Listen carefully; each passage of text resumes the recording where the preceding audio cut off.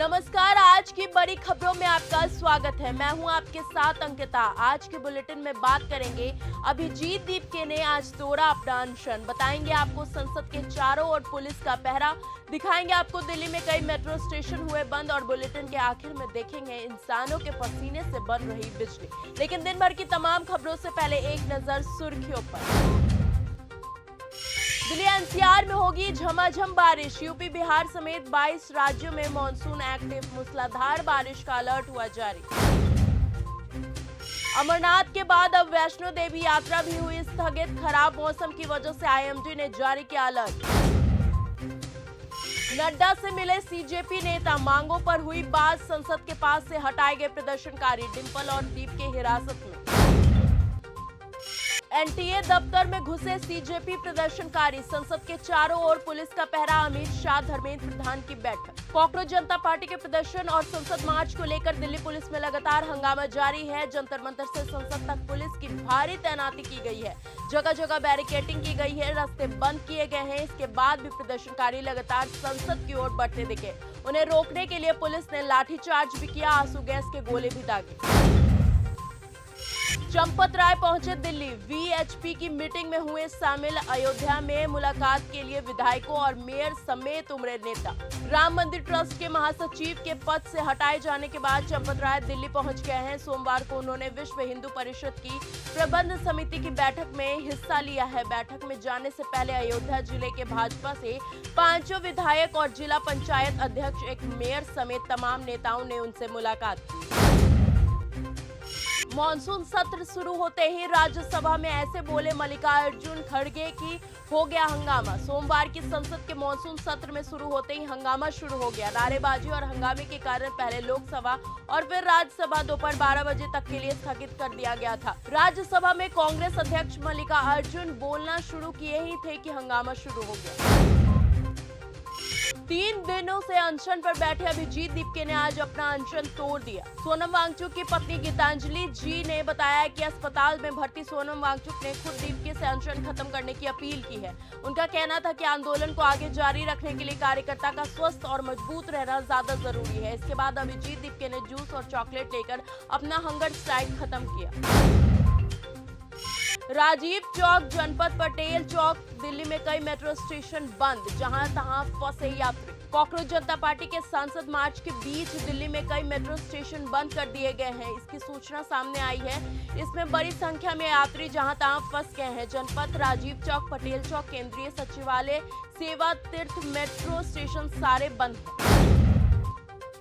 रुद्रप्रयाग में बारिश ने बढ़ाई मुश्किलें, नदियां उफान पर, हाईवे बंद। बांसवाड़ा में भूस्खलन अलर्ट हुआ जारी। अलकनंदा नदी का जलस्तर लगातार बढ़ता जा रहा है। जिला प्रशासन, पुलिस, आपदा प्रबंधन और राहत बचाव दल पूरी अलर्ट मोड पर है। किसी भी आपात स्थिति से निपटने के लिए टीमें तैनात कर दी गई हैं। सरकार का रवैया अड़ियल, हम छात्रों के साथ खड़े हैं। संसद में जंतर मंतर जाने के दौरान हिरासत में ली गई एसपी सांसद डिंपल यादव। सपा प्रमुख अखिलेश यादव ने भी कहा, ये सरकार नहीं अहंकार है। जब करोड़ों लोग इस आंदोलन से जुड़े हैं, जिन बच्चों की जान गई है, उनके लिए एक शब्द नहीं बोले। सरकार का इससे बड़ा अहंकार क्या हो सकता है। छात्र संगठन आइसा के कार्यकर्ताओं ने खत्म की भूख हड़ताल। मनोज झा और शबाना आजमी समेत कई लोगों ने की थी अपील। दिल्ली के जंतर मंतर पर पिछले 23 दिनों से अनिश्चितकालीन भूख हड़ताल कर रहे आइशा के 3 छात्र कार्यकर्ताओं ने सोमवार को अपना अनशन खत्म कर दिया। विपक्षी सांसदों, सामाजिक कार्यकर्ता और कई जानी मानी हस्तियों के प्रतिनिधिमंडल की अपील के बाद नेहा, आमीन और मनीष ने ये फैसला लिया। नेताओं ने छात्रों के संघर्ष की सराहना करते हुए इसे संसद तक ले जाने की बात कही। बीजेपी के प्रदर्शन पर बरसी कंगना रनौत, आपत्ति है तो चुनाव लड़े, सड़क पर अराजकता न फैलाए। बीजेपी सांसद कंगना रनौत की तेवर संसद के मॉनसून सत्र के पहले दिन ही करे दिखे हैं। उन्होंने संसद परिसर में मीडिया से बातचीत करते हुए सीजेपी के प्रदर्शन और विपक्ष पर जमकर निशाना साधा है। दिल्ली के बाहर भी बढ़ने लगा विरोध। नागपुर में भी कॉकरोच जनता पार्टी के समर्थन में जुटी भीड़। दिल्ली में नीट पेपर लीक के खिलाफ चल रहा प्रदर्शन दूसरे शहरों में भी विस्तार लेता दिख रहा है। कॉकरोच जनता पार्टी के बैनर तले हो रहे प्रदर्शन को नागपुर में भी समर्थन मिला है। सोमवार को यहां सैकड़ों लोग सड़कों पर उतर आए और सोनम वांगचुक का समर्थन किया है। ईरान में बड़े सुन्नी मौलवी की हत्या, पाकिस्तान के पास बॉर्डर इलाके में अज्ञात हमलावरों ने मारी गोली। ईरान के अधिकारियों के अनुसार इस हमले का मकसद सुरक्षा को कमजोर करना और प्रांत में सांप्रदायिक मतभेद भड़काना है। जिस प्रांत में इस हत्याकांड को अंजाम दिया गया है वहां सुन्नी, बलूच और आबादी बड़ी संख्या में रहती है।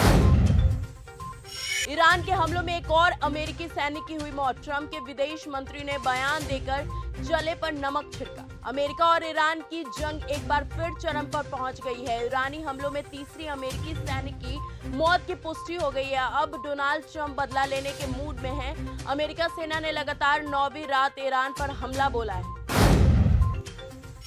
इंसानों के पसीने से बन रही बिजली, जापान के वैज्ञानिक की ये खोज हैरान कर दी। पहली बार आपको सुनने में यह बात भले अजीब लगे, लेकिन ये आने वाले भविष्य की सच्चाई है। जापान के वैज्ञानिक अब इसी पर काम कर रहे हैं। उनका मानना है कि इंसान का शरीर खुद एनर्जी का एक ऐसा सोर्स बन सकता है जिससे भविष्य में पहनने वाले स्मार्ट गैजेट बिना बैटरी के चल सके। ईरान में बढ़ा तनाव, भारत ने जारी की ट्रैवल एडवाइजरी, नागरिकों को देश छोड़ने की सलाह भी दी गई। भारतीय दूतावास ने कहा है कि जो लोग ईरान में ही रहने का फैसला करते हैं उन्हें बहुत ज्यादा सावधानी बरतनी चाहिए।